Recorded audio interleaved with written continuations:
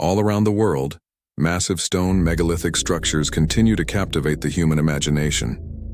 Their true origins remain shrouded in mystery, not just when they were built, but more intriguingly, how and why. While mainstream archaeology offers conventional explanations, alternative researchers suggest a far more advanced and enigmatic purpose behind these ancient monuments. One compelling theory is that these megalithic sites, or at least parts of them, may function as data storage units. Many of these ancient structures were built using stone with high crystal content. This isn't likely to be coincidence. In fact, some researchers, especially those studying lost civilizations or ancient astronaut theories, claim that crystals were once used as a medium to store information, much like we use silicon and quartz-based chips today. Take the Great Pyramids of Giza, for example. Quartz crystal is found abundantly in their construction. While this may have enhanced structural durability, could there be a deeper reason for its inclusion? Some believe the pyramids may house an enormous cache of encoded data, lying dormant and waiting to be uncovered. This brings us to the legendary Hall of Records, long speculated to lie beneath the Sphinx's paw. Could this fabled chamber actually be a crystalline vault, containing data tablets or inscriptions from a forgotten epoch? A kind of ancient hard drive etched in stone? Let's stay in Egypt a bit longer. The site of Abydos is linked with alabaster, crystal, and often referred to as the place of the gods. Legends speak of portals and divine communication here. Could these crystals have once been components in some form of advanced communication technology? Possibly even with beings from elsewhere? It's not just Egypt. One of the most iconic and puzzling megalithic sites on Earth, Stonehenge, also fits into this narrative. The blue stones used there are composed of tightly packed quartz grains, forming an interlocking network of crystals. While this structure helps explain their resistance to erosion, could their real purpose have been far more advanced? Were these stones chosen not just for their durability, but for their energetic or data-storing properties? Some theorists speculate that sites like Stonehenge may have acted as portals, ancient gateways activated through vibrational energy and crystal resonance. And here's where things get even more fascinating. Many ancient monuments around the globe appear to align with one another through complex geometries. Could this interconnected web of sites have once formed a kind of planetary energy grid? One that allowed transportation, communication, or even knowledge transfer across vast distances, say, from Stonehenge to the Pyramids of Giza? Such similarities in mythologies and astronomical knowledge between civilizations supposedly unconnected by history begin to make more sense under this lens. Further intrigue comes from research presented by David Hatcher Childress in the Disinformation Guide to Ancient Aliens. He recounts a phone conversation from the early 2000s in which the concept of quartz crystals under pressure was explored. When charged with high voltage or struck with force, quartz can produce a piezoelectric effect. This, in theory, could generate a field that reduces weight, making enormous stones almost float. Could this explain how ancient builders moved multi-ton blocks with such precision and ease? Could ancient civilizations have harnessed the energetic properties of crystals to defy gravity using what might resemble today's acoustic or sonar-based technologies? Around the globe, myths and legends hint at this kind of forgotten science, one based not just on brute force, but on knowledge of energy, resonance, and crystal power. Perhaps the secrets of these ancient megaliths lie not just in their construction, but in what they might still be holding, waiting patiently for the day we finally learn how to read their silent, crystalline memory. However, might it be the physical makeup of the stones themselves that was the key? We might note that there have been signs of electrification noted in the Great Pyramids of Giza, and while this has been suggested by perhaps rightly so, that is an indication that these ancient structures were in fact ancient power stations. It might be that this electrification was used to bring the pyramids together in the first place, that so many of the megalithic stone structures have such crystal content within them at least makes such a suggestion reasonable and possible. And furthermore, we might consider if the location of these sites essentially along ley lines and energy vortexes might have also played a part in this electrification, resulting in weightlessness. Might that be why such ancient sites all lie along these lines? Because the energy there is required to build such huge monuments and buildings to begin with. It is perhaps worth examining some of the legends and suggestions of how some of the ancient megalithic stone sites might have been constructed, and how that might tie in with such intriguing writings as the Voyic manuscript. Several stories exist around the world of a time when rocks or stone could be made soft using the sap from a certain plant. Many legends of the Inca civilization, for example, contain many legends of melting rock so as to make it workable. Writing in the book, The Disinformation Guide to Ancient Aliens, Lost Civilizations, Astonishing Archaeology, and Hidden History, David Hatcher Childress relays how Hiram Bingham, the person who discovered the Incan site Machu Picchu, was told of a plant whose juices softened rock so that it could be worked into tightly fitted masonry. It wasn't just Bingham who heard such accounts of this apparent long-lost knowledge of making it possible to fashion rock and stone as easily as you would clay. Childress in the same book goes on to tell how Colonel Forset also heard the same stories while in Peru of a liquid that softens stone to the consistency of clay. Once more, Forset's son, Brian, would tell of his own account in the footnotes of his father's book, Exploration Forset, while editing it.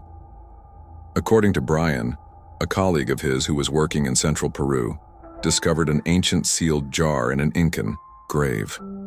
At first, he believed the jar would contain some kind of drink, possibly containing alcohol. However, before he had the chance to see, the jar was knocked onto some rocks, and liquid spilled out. Unbelievably, when Forset's friend looked down at the rocks, they were now as soft as wet cement. Elaborating, it was as if the stone had melted like wax under the influence of heat. Although he wasn't certain, he would claim that the plant in question had dark red-colored leaves. Might the plant he be referring to be somewhere in the Voyic manuscript? Might such a plant have existed in ancient times that when the ground and its liquid released onto the stone made soft, it could be manipulated, and if so, might that plant be somewhere in the Voyic manuscript? Might this book indeed contain past wisdom from ancient times? We might consider just how many plants, fruits, and even animals that will have become extinct and will remain completely unknown to us simply because there were no records of their existence, at least none that have been taken seriously. And if this plant has long since ceased to exist, might scientists be able to recreate its effects in the laboratory? Might such know-how not only help in potentially explaining just how such huge mammoth structures were built in the past, but also assist in the construction of buildings in the future? Ones like the ones of ancient times have such structural integrity that they last thousands of years largely undamaged from the elements. There are many examples of technological know-how and advanced engineering in ancient times, and these range from magnificent megalithic structures to intricate designs of musical instruments and even medication. There is perhaps no better place to start when looking at technological achievements of the ancient world than the pyramids of Giza. Not least, as we still have no real idea just how these massive structures were built or why. Even when experiments have gone ahead to try to explain these perplexing buildings, all have failed to provide a solid explanation. And as well they might, given that the pyramids are made up of millions of huge stone blocks, each weighing multiple tons. And what's more, the sheer precision with which these stones have been placed only makes their construction all the more mysterious.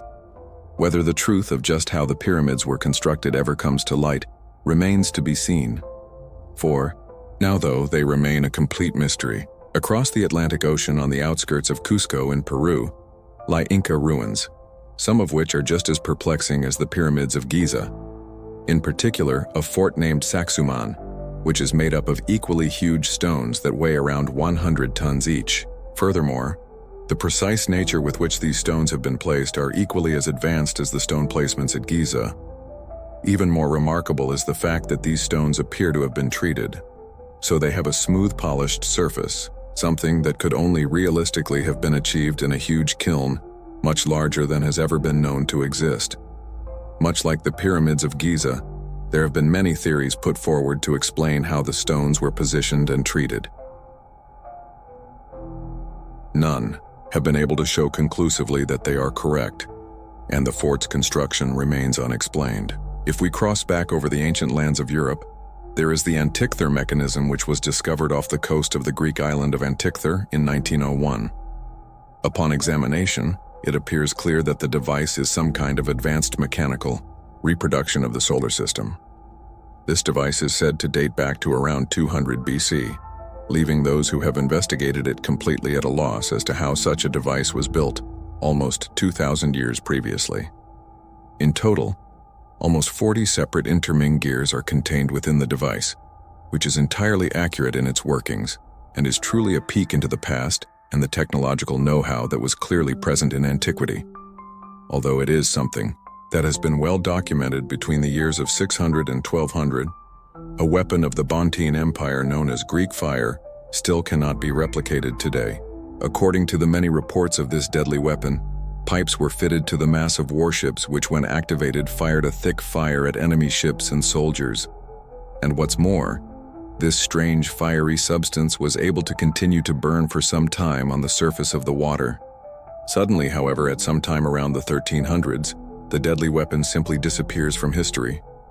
It's not clear why this happened, with some suggestions being that the ingredients required to make this substance became suddenly unavailable, or that the knowledge of how to blend the required ingredients simply became lost as the empire itself weakened. What makes the Lyra's cup is so intriguing. Its remarkable decorations around its side is that nobody is entirely certain as to what the cup is made from. What is further interesting about the Lyra's cup is that the glass within it is dichroic, which means that when a light is shown behind it, it shines red. However, shining a light in front of it will make it appear green. What makes this so interesting is that this effect is achieved by changing the structure of gold and silver nanoparticles, something that modern science only managed to achieve in the 1970s. Just how this was achieved in an item thought to date back to Roman times is beyond explanation, although some people have put forward that this could have been completely unintentional and achieved purely by chance. It would appear from the many writings speaking of it that ancient Egyptians and ancient Greeks made use of a drug that was an ancient equivalent of an antidepressant, known as nepenthe. It translates to anti-sorrow, and was seemingly given to those who were feeling sorrowful or sad, what we would call in the modern world depressed. Although there is documentation of its use, is not certain exactly what the drug is, whether it's a single plant or herb, or an ancient combination of different ingredients. Some researchers have suggested such drugs as cannabis or opium to be the true nature of nepenthe. However, both drugs were widely known and used in the ancient world, and we would assume that they would simply be referred to as such. Whether nepenthe contained a mixture of cannabis, opium, and other such drugs remains a mystery. Perhaps one of the strange mysteries from history is that of the Stradivari violin, widely considered to be the finest violins ever built. The Stradivari family produced these masterful instruments throughout the 17th and 18th centuries. It is thought that around 600 still exist today. However, there is no one who knows just how to make or recreate them, meaning their numbers will continue to dwindle, and it's unlikely an exact replica will ever be reproduced. Although they can't be reproduced, some scientific studies of these instruments suggest that the wood they are made from is particularly dense, which is likely to contribute to their unique sound. Another substance that the modern world has collectively forgotten how to produce is Damascus steel, a particularly hard and strong metal used in the Middle Ages throughout the Middle East. Its ability to be shaped into particularly sharp edges made this metal ideal for making blades for swords and other weaponry, like these Stradivari violins. Although there are plenty of examples of these blades made from Damascus steel in the modern world, the knowledge to make the metal itself has been lost. And despite several attempts to recreate it, all have fallen short.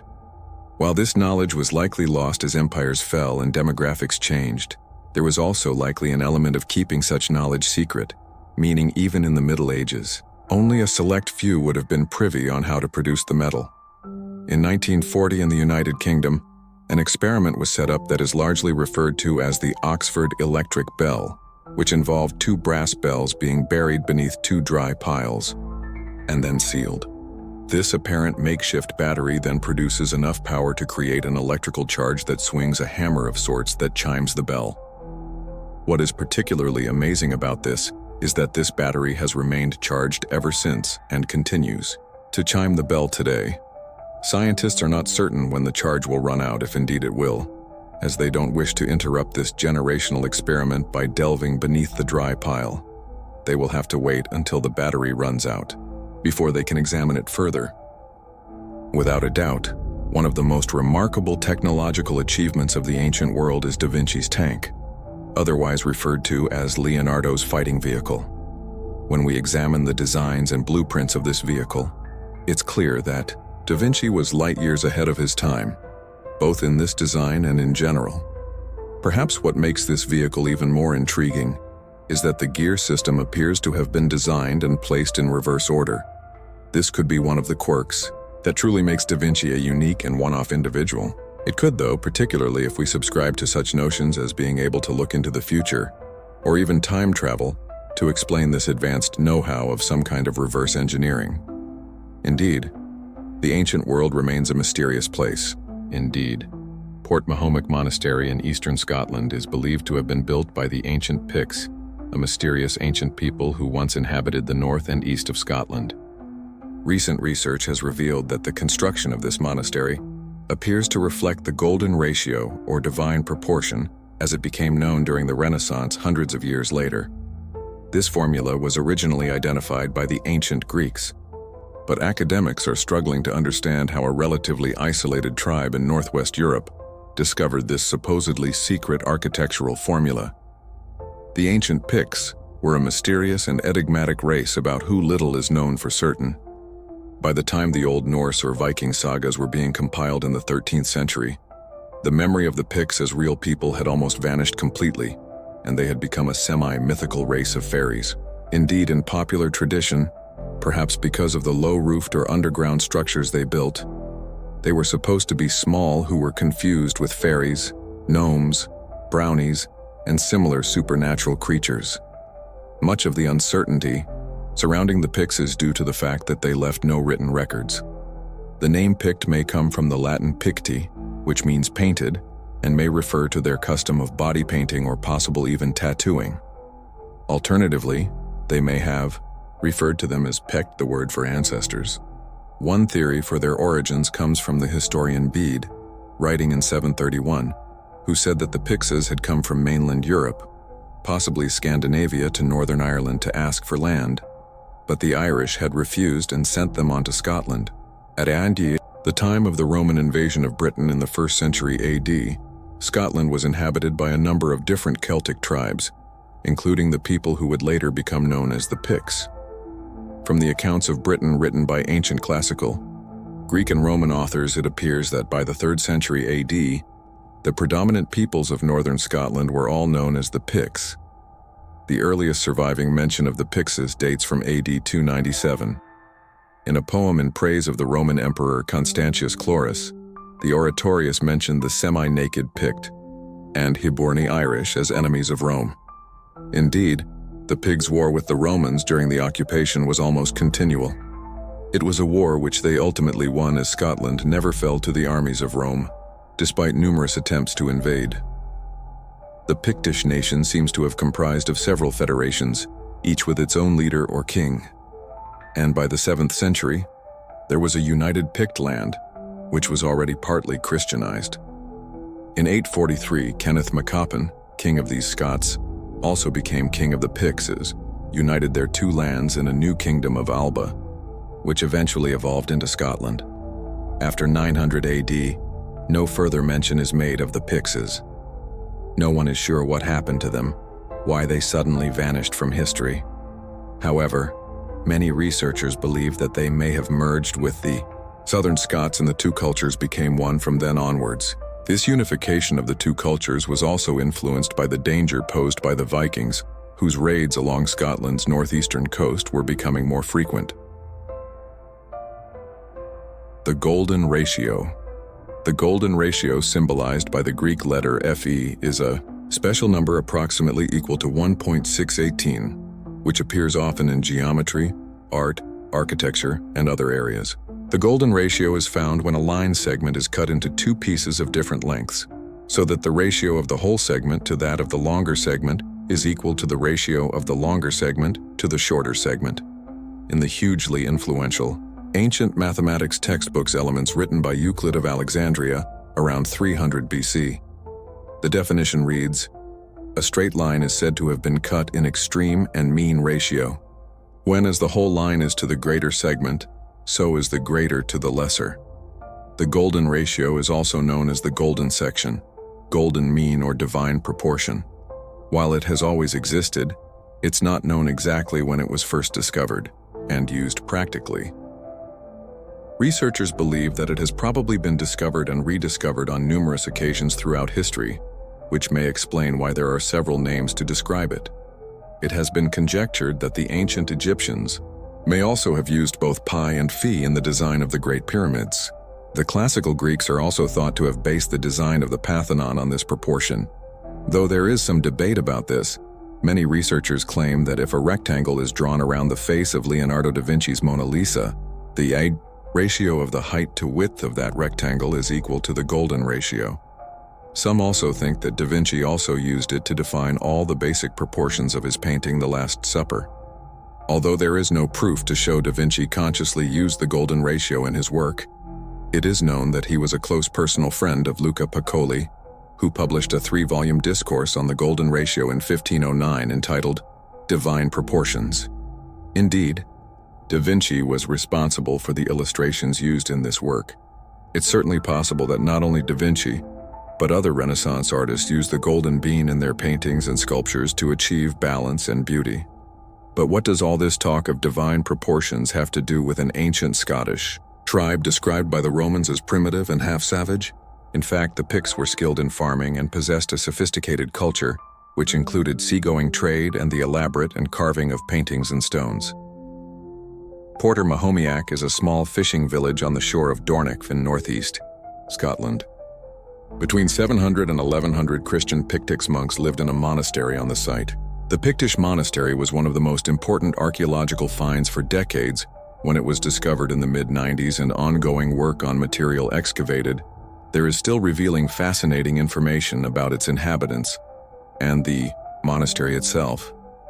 So far, various sculptural fragments have been discovered, as well as Pictish burials and a Viking hoard dating to around 1000 AD, which have been secreted away in the wall of a church. There are also traces of burning in parts of the site, evidence that Viking raiders attacked the community at some point, according to experts. But it's the dimensions of one particular structure known as the Smith's Hall within the monastery complex that has attracted the most discussion. According to experts, this horseshoe-shaped building was constructed with an incredible symmetry that went way beyond what was necessary for such a building. When investigated further, the ratios of lengths of different walls and bays inside the window were incredibly found to conform to the principle of the golden ratio. Jean Goins, former chairman of the Archaeological Heritage Society of Scotland, confessed her astonishment to learn that the Picts had been using the golden section. "It's really absolutely fascinating. It's mind-blowing stuff. This is staggering to hear, but I'm not totally surprised. I think they were pretty sophisticated. When you think of all the Pictish stones and the wonderful carvings that they made, a lot more sophisticated than perhaps they are given credit for in public perception. But how did the Picts obtain such archaeological prowess and mathematical knowledge?" Martin Carver, a professor of archaeology at York University in the UK, who has worked on the site since the mid-1990s, said, "The most important stone piece at the site has a Latin inscription that's as common as muck in the Mediterranean, but extremely rare in Scotland. It says, 'This is the cross of Christ in memory of Rio,' and the rest is broken away. Unfortunately, the key bit, the name of the person, is missing. It means there's someone around there who knows how to write in the 8th century. That itself is a revelation. This indicates that at least some of the monks at the site had an extremely sophisticated education for the time. But this alone would not be enough to account for the use of the golden ratio at the monastery. He says the Picts have always been an attractive lost people. They are one of the most interesting lost peoples of Europe. The big question is what happened to them, and did they ever really make a kingdom of their own? They were the most extraordinary artists. They could draw a wolf, a salmon, an eagle on a piece of stone with a single line and produce a beautiful naturalistic drawing. Nothing as good as this is found between Port Mahomet and Rome. Even the Anglo-Saxons didn't do stone carving as well as the Picts did. Not until the post-Renaissance were people able to get across the character of animals just like that. The recent discovery of Roman coins during excavations of a castle in Japan have prompted the question of how in the world they got there. Perhaps Rome's empire stretched much further than previously believed, or there were Romans trading with the ancient inhabitants in Okinawa 1,800 years ago. Numerous Roman coins have also been discovered in southern India and Sri Lanka that are evidence of direct links with the Roman world. Could there have been direct links with Japan too? Could the Roman legions themselves have even traveled that far east? The vast Roman Empire was at its maximum extent in the 2nd century AD, from the Antonine Wall in central Scotland to the deserts of Arabia in the Middle East and the Sahara in North Africa. But the commercial and diplomatic influence of the Roman Empire reached far beyond the physical borders of the empire. This trade was absolutely vital to ancient Rome. The empire cost a huge sum of money to run, and trade brought in a large amount of money. The population of the city of Rome at its height may have reached 1 million people, and such a vast population required numerous amounts which could only be obtained via trade with other areas. It's no exaggeration to say that trade was such a vital part of the success of the Roman Empire that once the empire collapsed, trade throughout the lands that had once made up that empire collapsed too. A very obvious sign of such trade is the presence of Roman coins. Indeed, coins are the most durable example of such contacts. Roman coins were first produced in the late 4th century BC in Italy and continued to be minted for another 800 years across the vast lands of the empire. It was recently announced in the media that Roman coins had been found in an extremely unusual location, a medieval castle in central Okinawa Hanto in the middle of the Yokatsu Peninsula. From 2013, a team of archaeologists from Irma City's local Board of Education had been excavating Katsuren Castle, the seat of Lord Amerari in the 15th century. A couple of years later, Toshio Tsukamoto, a researcher from Gengoji Temple Cultural Properties Department, was visiting the excavations, examining the finds when he spotted something strange. In his own words, "I come to analyze artifacts like Japanese samurai armor that had been found there when I spotted the coins.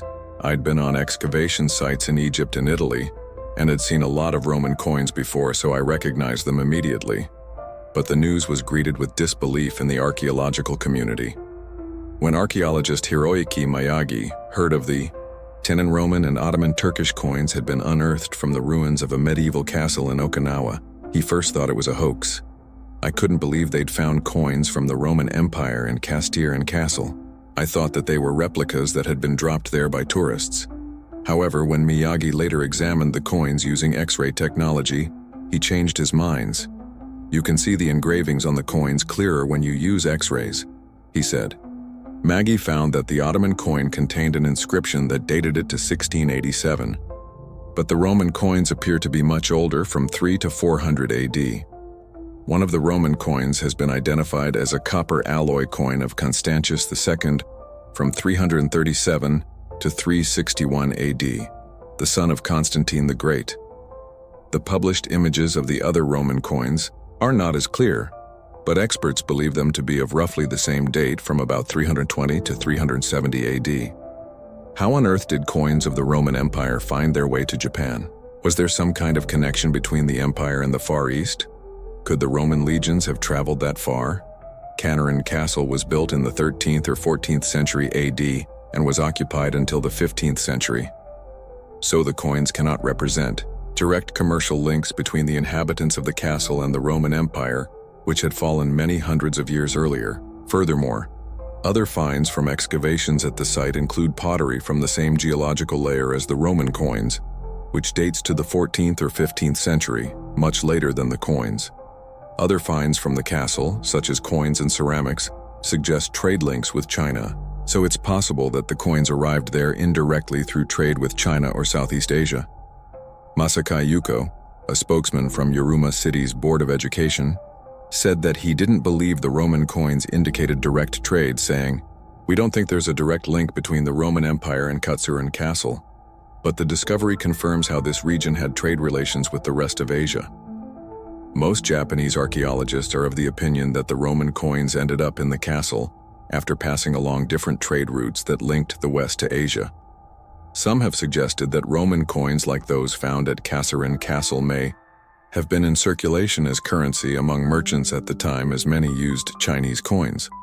But Hioki Miyagi believes that this could not have been the case. East Asian merchants in the 14th to 15th centuries mainly used Chinese currency, a round coin with a square hole in the middle, so it's unlikely that the Western coins were used as a means of currency. Another mystery connected with the coins, which attracted much less publicity than the possible Roman Empire connection with Japan, is the presence of the Ottoman coin. This dates to 1688, long after the castle was supposed to have been abandoned, in the 15th century. What was an Ottoman coin doing at an abandoned Japanese castle? Links between Rome and the Far East. Numerous Roman coins have been discovered in southern India and Sri Lanka. There may well have been evidence of direct links with the Roman world, and direct trade with these areas has been proven. Some fascinating recent research has shown that it's possible that merchants from the original stories of this mystical stone date back to the reign of Norwegian King Olaf II. The many stories about the stone suggest that it would have harbored some sort of magical power. However, it's possible that the stone may have simply been some sort of crystal used to manipulate light. One theory claims that the stone could have been a special cut of calcite crystal. In modern times, replicas of these crystals have become popular for their ability to split light into several wavelengths, creating a rainbow effect. If this is true, the Vikings may have used the sun's rays and the color spectrum to guide themselves around the ocean when there was no land in sight. This may also explain why people throughout history thought the stone was magical. To primitive people, the properties of the sunstone seemed impossible to explain. This could be where the stories of the mysterious sunstone originated. People simply couldn't understand how light could be projected from a stone in such an incredible way. Maybe the mysterious sunstone is not so mysterious after all. The weapons of the Vikings are legendary. One particular style of sword, known as the Olberts, was especially unique. The craftsmanship applied to these weapons was hundreds of years ahead of its time. The privilege of having such a sword belonged exclusively to the elite, because an Ulfired sword unparalleled strength could only be had at high cost. The sharpness and durability of the blade made it possible to cut through bone or a lower quality weapon with one blow. The quality of these swords was so remarkable that other societies would not be able to forge such a weapon until over 700 years later.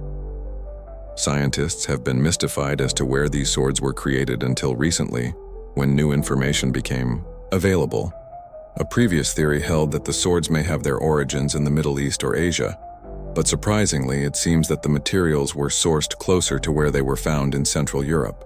A sword found in 2012 was studied for its chemical composition, and it was revealed that this sword had a high manganese content, which implied that it didn't come from the East.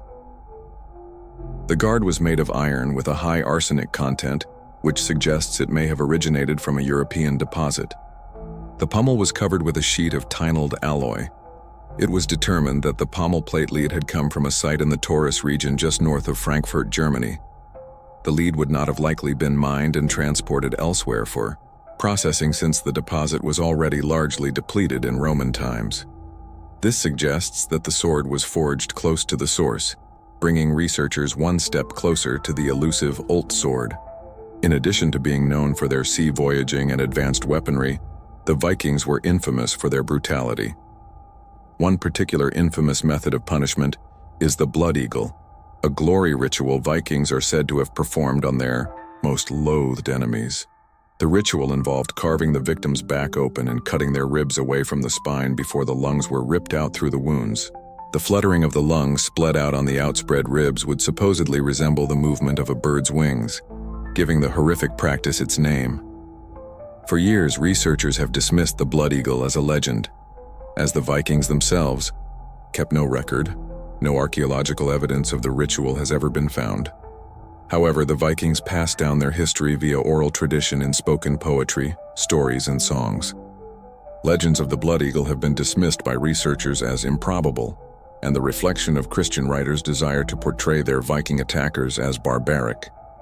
However, one team of researchers has taken a new approach to the study of this mysterious ritual. A team made up of medical scientists and a historian bypassed the long-standing question of, did the Blood Eagle ever happen? And instead posed the question, could it have been done? Their answer was a resounding yes. Using modern knowledge of anatomy and physiology along with a thorough reassessment of the 9 medieval accounts of the ritual, the researchers studied what effect a blood eagle would have had on the human body. What they discovered was that even with the technology of the Viking era, the procedure itself would be difficult but not impossible to perform. The team studied 9 medieval accounts of the blood eagle ritual and discovered that barbed or lugged Viking spearheads could have unzipped the ribcage quickly from the back. The researchers stated, if the blood eagle ritual was ever actually performed, it was reserved as a demonstration of elite power in the Viking Age. The whole affair of cutting bones and removing organs would have been a blood-soaked gore fest. However, the victims' screams would have silenced soon after the soft tissue was stripped from their backs, an event which the scientists said would have been audible over a significant distance. The brutality of this elite ritual seems to be in alignment with the character of this violent cultural group. The researchers also said Viking rulers had no qualms about displaying the dead bodies of humans and animals in special rituals, including during spectacular executions. The Vikings routinely used fear to establish dominance, and the scientists concluded that the anatomical realities of the blood eagle make it clear that the procedure would be attention-grabbing, to say the least. So, what happened to this brutal and powerful culture? According to Welsh historian Gwyn Jones, the Viking Age did not end suddenly. The downfall was the result of a combination of factors, principally a string of debilitating defeats in battle and the rise of Christianity. Between 950 to 1050 AD, Christianity experienced rapid growth in Europe. Christians went from being targeted by Scandinavian Vikings to successfully converting the villages from the religion of Norse paganism to the faith of Jesus Christ. The result was the complete transformation of the region because, according to Jones, nothing was more characteristic of the northern lands than the Old Norse religion. The Norse worldview slowly faded from the region with every new convert. Many of the new Viking converts were baptized, and some eventually rose to leadership positions in their local churches. Many Vikings adopted biblical values and a new way of life in accordance with the teachings of the gospel. The disappearance of the Vikings can also be attributed to the decline of slavery. Years of raiding and killing their European neighbors created a lack of people to take back to their homeland to enslave. The Viking Scandinavian farms relied on forced labor to function. Without this labor pool, Viking sons were forced to remain home and do more work on family farms. The Viking way of life was proving to be unsustainable. Christianity also preached that the slave trade was immoral. As Vikings converted to Christianity, the practice of slavery diminished. So after centuries of pillaging, torturing, and murder, you could say the Vikings simply settled down to a quiet Christian agrarian life. Maybe they got tired and just didn't have much fight left in them after all that violence. By the 13th century, the Viking way of life was practically non-existent. Thanks for watching